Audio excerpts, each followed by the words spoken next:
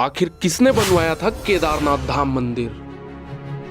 केदारनाथ मंदिर भारत के उत्तराखंड राज्य के रुद्रप्रयाग जिले में स्थित हिंदुओं का प्रसिद्ध मंदिर है। उत्तराखंड में हिमालयी पर्वत की गोद में बना केदारनाथ मंदिर 12 ज्योतिर्लिंगों में सम्मिलित होने के साथ साथ 4 धाम और पंच केदार में से भी एक है। यहाँ की प्रतिकूल जलवायु के कारण यह मंदिर अप्रैल से नवंबर माह के मध्य ही दर्शन के लिए खुलता है। सिर्फ देश से ही नहीं बल्कि विदेशों से भी हर साल लाखों की संख्या में श्रद्धालु श्री केदारनाथ धाम के दर्शन के लिए आते हैं। लेकिन बहुत कम लोग ही जानते हैं कि इस प्राचीन और पवित्र तीर्थ स्थल का निर्माण किसने और कब करवाया था। तो चलिए आज के वीडियो में आपको केदारनाथ धाम से जुड़े रहस्य और निर्माण से लेकर केदारनाथ धाम के संपूर्ण इतिहास के बारे में बताते हैं।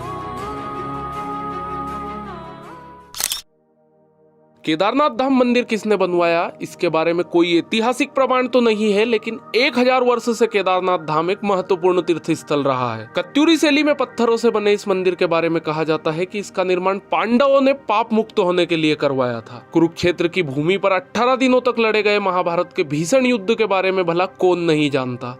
इस युद्ध में सभी रिश्तों की बलि चढ़ गई थी, फिर चाहे वह गुरु शिष्य का रिश्ता हो, भाई भाई का या चाचा भतीजे का। 18 दिनों तक निरंतर कुरुक्षेत्र की भूमि कौरव पांडव की सेना के रक्त से लाल हो गई थी। महाभारत का युद्ध समाप्त होने के पश्चात विजयी तो अवश्य ही पांडवों की हुई थी, लेकिन तब तक बहुत देर हो चुकी थी क्योंकि उन्होंने भी बहुत कुछ खो दिया था।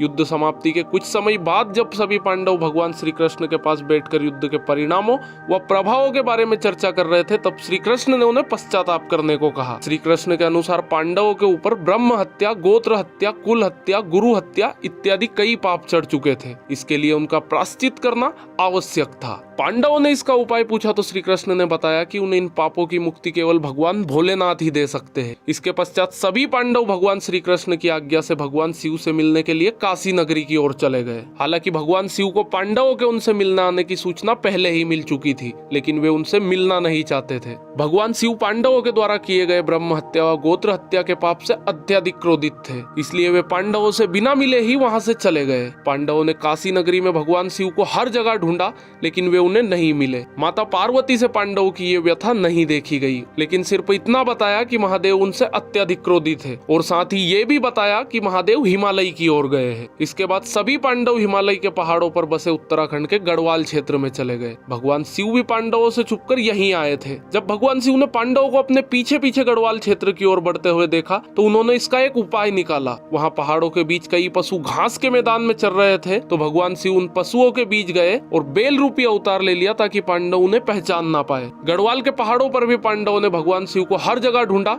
लेकिन वो उन्हें नहीं मिले। अंत में पांडवों को आभास हुआ कि भगवान महादेव इन्हीं पशुओं के झुंड में हो सकते हैं और महाबली भीम को एक उपाय सूझा और उन्होंने अपने दोनों पैरों को पहाड़ी के दोनों सिरों पर टिकाया और गहनता से महादेव को ढूंढने के लिए सभी पशुओं को अपने पैर के नीचे से निकालना शुरू किया। भीम के विशाल गाय रूप को देखकर पहाड़ों के सभी पशुओं में हलचल पैदा हो गई और वे इधर उधर भागने लगे, लेकिन एक बेल अपनी जगह पर स्थिर खड़ा रहा। उस बेल पर भीम के विशालकाय रूप का कोई प्रभाव नहीं दिखा। यहाँ देखकर भीम समझ गया कि यही बेल महादेव का रूप है जो बेल का अवतार लेकर हमसे छिप रहे हैं। महादेव को भी पता चल गया कि भीम ने उन्हें पहचान लिया है। यहाँ देखकर वे बेल रूपी अवतार के साथ धरती में समाने लगे। भगवान शिव के बेल अवतार को धरती में समाते देख भीम तेजी से उनकी तरफ लपका और बेल की पीठ अपने हाथों से जकड़ ली। भीम के द्वारा बेल की पीठ अपने हाथों से जकड़े जाने के कारण वह वहीं पर रह गई, जबकि बेल के अन्य 4 भाग उत्तराखंड के 4 अन्य स्थलों पर निकले। आज उन्हीं 4 स्थलों पर 4 अन्य केदार है। इनमें भगवान शिव के बेल रूपी अवतार का मुख रुद्रनाथ में, भुजाएं टुंगनाथ में,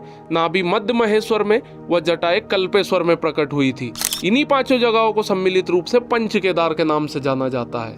अब सवाल यह है कि केदारनाथ मंदिर किसने बनवाया व इसका क्या इतिहास रहा है। तो चलिए आगे की कहानी जानते हैं। भीम के द्वारा भगवान शिव के बेल अवतार की पीठ पकड़े जाने के बाद वह वही रह गई थी। जब उन्हें बेल के बाकी 4 अंग 4 अन्य स्थानों पर प्रकट होने का ज्ञान हुआ, तब उन्होंने शिव की महिमा को समझ लिया। इसके बाद पांडवों के द्वारा ही इन 5 जगहों पर शिवलिंग की स्थापना कर शिव मंदिरों का निर्माण करवाया गया। इससे भगवान शिव सभी पांडवों से अत्यधिक प्रसन्न हुए और उन्हें सभी पापों से मुक्त कर दिया। हालांकि इसके बाद पांडवों के पोते जन्मेजय ने केदारनाथ मंदिर के निर्माण को और आगे बढ़ाया और यहाँ आम लोगों को पूजा करने की अनुमति प्रदान की। इसलिए केदारनाथ मंदिर के निर्माण में जन्मेजय का भी योगदान था। समय के साथ साथ पांडवों के द्वारा बनाया गया यहाँ मंदिर जर्जर हो गया व कई जगह से क्षतिग्रस्त हो गया। फिर जब भारत की भूमि पर शंकराचार्य ने जन्म लिया लिया तब उनके द्वारा संपूर्ण भारत भूमि की पैदल यात्रा की गई व चारों दिशाओं में 4 धाम की स्थापना की गई। तब आदि शंकराचार्य ने इस केदारनाथ मंदिर का पुनः निर्माण करवाया था, जिसे आज हम देखते हैं। इसके बाद अपने जीवन के अंतिम समय में आदि शंकराचार्य ने इसी केदारनाथ मंदिर के पास ध्यान लगाया था व समाधि ले ली थी। उनकी समाधि आज भी केदारनाथ मंदिर के पास ही स्थित है। फिर 10वीं से 13वीं शताब्दी के बीच कई भारतीय राजाओं ने मंदिर का जीर्णोद्धार करवाया था, लेकिन कहा जाता है कि 13वीं शताब्दी के बाद केदारनाथ मंदिर विलुप्त हो गया था। केदारनाथ ने केवल 2013 की प्राकृतिक आपदा ही नहीं झेली थी, बल्कि 400 वर्षों तक यहाँ मंदिर बर्फ से ढका रहा था। जी हाँ, सही सुना आपने। वाडिया इंस्टीट्यूट हिमालय देहरादून के द्वारा एक शोध किया गया जिसमें बताया गया कि 13वीं शताब्दी से लेकर 17वीं शताब्दी तक इस जगह पर भीषण बर्फबारी हुई थी। उस बर्फबारी में न केवल केदारनाथ मंदिर बल्कि संपूर्ण क्षेत्र बर्फ में दब गया था। तब 400 वर्षों तक केदारनाथ मंदिर पूरी तरह से बर्फ में ढका रहा था। उसके बाद 17वीं शताब्दी में बर्फ हटने के बाद मंदिर पुनः देखने में आया और फिर से यहाँ की यात्रा शुरू कर दी गई। मंदिर की दीवारों पर बर्फ से ढके होने के निशान आज भी देखे जा सकते हैं। हालांकि 2013 में आई भीषण प्राकृतिक आपदा के बाद केदारनाथ मंदिर के आसपास के ढांचों को बहुत क्षति पहुंची थी। इसके बाद भारत व उत्तराखंड की सरकारों के द्वारा केदारनाथ धाम, आदि शंकराचार्य की समाधि व उसके आसपास के स्थलों को पुनः ठीक करवाकर उन्हें नवीन रूप दिया गया और आज फिर से केदारनाथ धाम लाखों करोड़ों भक्तों की श्रद्धा का केंद्र है। लेकिन पुराणों में यहाँ भविष्यवाणी की गई है कि भविष्य में केदारनाथ धाम लुप्त हो जाएगा। उनके अनुसार नारायण की शक्ति से पहाड़ों का आपस में मिलन होगा और इस क्षेत्र में स्थित सभी धाम लुप्त हो जाएंगे, जिनमें केदारनाथ व बद्रीनाथ मुख्य है। पहाड़ों के आपस में मिलन से इन धामों के मार्ग लुप्त हो जाएंगे व ये एक रहस्य बनकर रह जाएंगे। पुराणों में यहाँ भी कहा गया है कि इसके बाद एक नया धाम बनेगा जिसे भविष्य बद्री के नाम से जाना जाएगा। तो उम्मीद करता हूँ कि जानकारी पसंद आई होगी। अगर वीडियो अच्छी लगी हो तो कमेंट करके जरूर बताना और वीडियो को लाइक और चैनल को सब्सक्राइब करना बिल्कुल मत भूल जाना। चलिए मिलते हैं ऐसी ही किसी नेक्स्ट वीडियो के साथ।